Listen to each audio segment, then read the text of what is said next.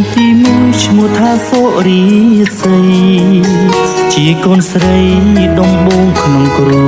សារស្រឡាញ់ណាស់ប្រៀបដូចកែវនេត្រាគ្មានអ្នកណាប្រៀបស្មើបានឡើយកូនទីពីរឈ្មោះថាសូថាណាក់បញ្ជាក់ច្បាស់ថាជាកូនប្រុងពេ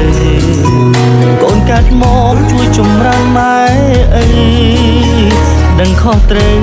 ចេះជួយគ្រប់ការងារបាម៉ាក់ស្រឡាញ់កូនកូនទាំងពីរនាក់ស្មើគ្នាមិនអាចកែគ្នាពីទំហំក្តីស្នេហ៍ទោះបីមានប៉ុនភ្នំក៏ខ្ញុំមិនដូរដែរចង់រស់ក្បែរមើលថែកូនមួយជីវិតបាម៉ាក់ស្រឡាញ់កូនតារាសីនឹងខាងណាបាច់ជាច្បាំងឲ្យកូនបានលើកឆ្លងទោះបីប៉ាធ្វើការរាងកាយសតែឆ្អឹងក៏ប៉ាប្រឹងដើម្បីគ្រួសារមួយនេះ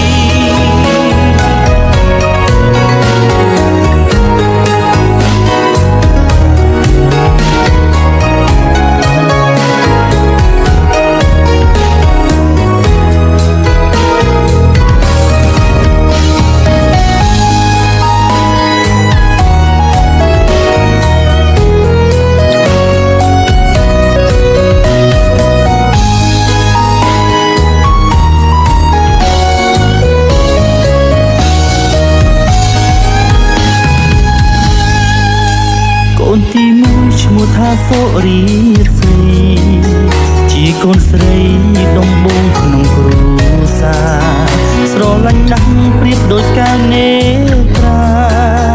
មានអ្នកណាប្រៀបស្មើបានឡើយ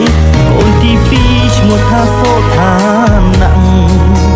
បញ្ជាក់ច្បាស់ថាជាកូនប្រុងពេកូនកាត់មកជួយចម្រើនម៉ែអីដឹងខុសត្រូវចេះជួយគ្រប់ការងារបាម៉ាក់ស្រឡាញ់កូនទាំងពីរនាក់ស្មើគ្នាមិនអាចកែគ្នាពីទំហំក្តីស្នេហ៍ទោះបីមានប៉ុនភ្នំក៏ខ្ញុំមិនដូរដែរចង់រស់ក្បែរមើលថែកូនមួយជីវិតបាម៉ាក់ស្រឡាញ់កូនតារាសីនឹងខាងណាបាច់ជាច្បាំងឲ្យកូនបានលើកឆ្លងទោះបីប៉ាធ្វើការរាងកាយសតែឆ្អឹងក៏ប៉ាប្រឹងដើម្បីគ្រួសារមួយនេះបាម៉ាក់ស្រឡាញ់កូនទាំងពីរនាក់ស្មើគ្នា